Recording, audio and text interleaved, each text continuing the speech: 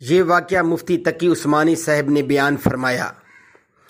فرماتے ہیں کہ جب ہم نئے نئے پاکستان آئے تو اس وقت جو لوگوں کے اندر جذبہ تھا پاکستان بنانے کا، پاکستان سے محبت کا اور اپنے ملک کو سنوارنے کا، وہ فرماتے ہیں کہ میں آپ کو اس پر ایک واقعہ سناتا ہوں۔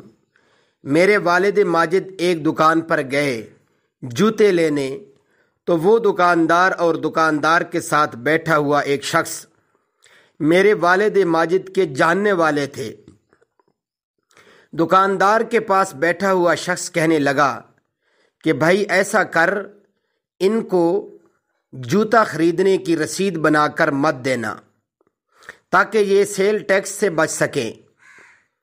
اس زمانے میں سیل ٹیکس لگتا تھا۔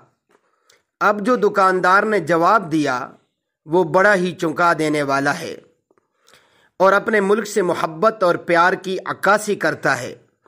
دکاندار کہنے لگا بھائی میں اپنی قیمت تو چھوڑ دوں گا لیکن ٹیکس نہیں چھوڑ سکتا، کیونکہ یہ میری حکومت کا ہے اور میرے ملک کا ہے۔ یعنی اس کا مطلب ہے میں اپنا تو نقصان کر سکتا ہوں پر اپنے ملک کا نہیں۔ اللہ اپنے ملک سے محبت کا وہ جذبہ پھر سے ہمارے دلوں میں پیدا فرمائے اور ہر شہری اپنے ملک کی بہتری کا سوچنے والا